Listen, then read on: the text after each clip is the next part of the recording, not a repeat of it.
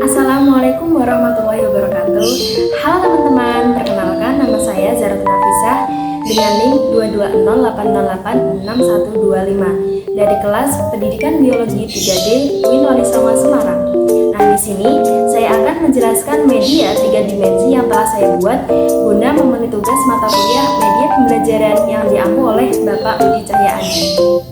Nah, media pembelajaran yang saya buat adalah apron digestivus.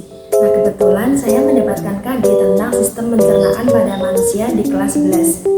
Jadi, konsepnya saya membuat sebuah apron yang bisa digunakan dalam media pembelajaran sistem pencernaan manusia. Untuk pembuatannya sendiri, di sini saya menggunakan celemek yang sudah tidak terpakai, dan di sini saya juga menggunakan kain flanel untuk pembuatan organnya. Supaya organ-organnya ini menggembung, bisa diisi dengan dakron atau isi bantal atau kain-kain yang sudah tidak terpakai. Nah, untuk melekatkannya sendiri ini saya menggunakan lem milling. Jadi cukup mudah ya teman-teman untuk menemukan bahan-bahannya. Jadi untuk konsepnya nanti saya akan menguji peserta didik saya dengan mengetes kemampuan mereka tentang pengetahuan seputar organ-organ dan sistem pencernaan yang sudah dipelajari pada materi sebelumnya. Nah, untuk sistem yang pertama sendiri, peserta didik secara satu persatu akan menentukan bagian organ mana yang sudah saya tentukan dan serta menjelaskan fungsi dari organ tersebut. Misalnya, Mas Andre coba bagian lambung itu bagian yang mana? Terus Mas Andre milih, ternyata Mas Andre ini memilih bagian yang warna merah dan warna merah ini setelah dibuka ternyata salah, ternyata ini bagian jantung. Dan di mana bagian lambung yang sebenarnya gitu. Jadi bagian lambung yang sebenarnya itu ada di sini. Nah, terus peserta didik habis menentukan organ tersebut akan menjelaskan fungsi dari organ tersebut. Nah, sistem yang kedua ini peserta didik secara satu persatu menjelaskan proses pencernaan manusia. Nah, misal di antara salah satu mereka menjelaskan proses pencernaan pada manusia. Proses pencernaan manusia ini dimulai pada mulut. Nah, di dalam mulut ini makanan dikunyah oleh gigi dan kelenjar ludah. Nah, kelenjar ludah ini mengandung enzim amilase yang berfungsi untuk memecah karbohidrat menjadi gula sederhana.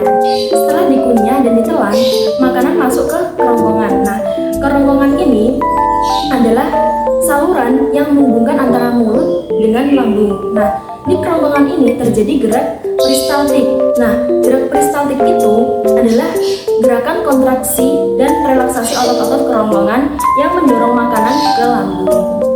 Nah, di dalam lambung, makanan mengalami pencernaan kimiawi oleh enzim-enzim lambung seperti pepsin dan lipase. Nah, setelah ke lambung, makanan menuju ke usus halus.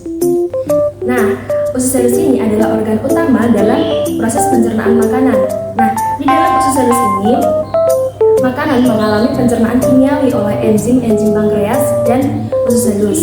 Nah, enzim-enzim pankreas ini berfungsi untuk memecah karbohidrat, protein, dan lemak menjadi zat-zat yang lebih kecil lagi.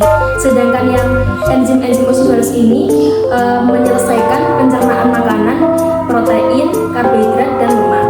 Selanjutnya, setelah ke usus halus, makanan menuju ke usus besar.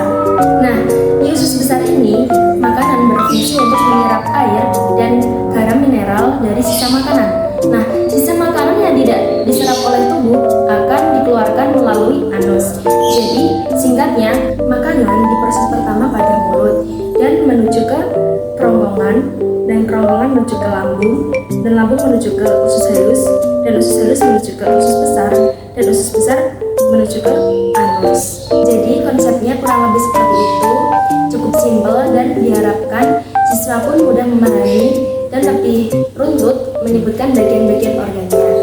Dan kelebihan dari media ini adalah bisa menggantikan media torso yang harganya cukup mahal.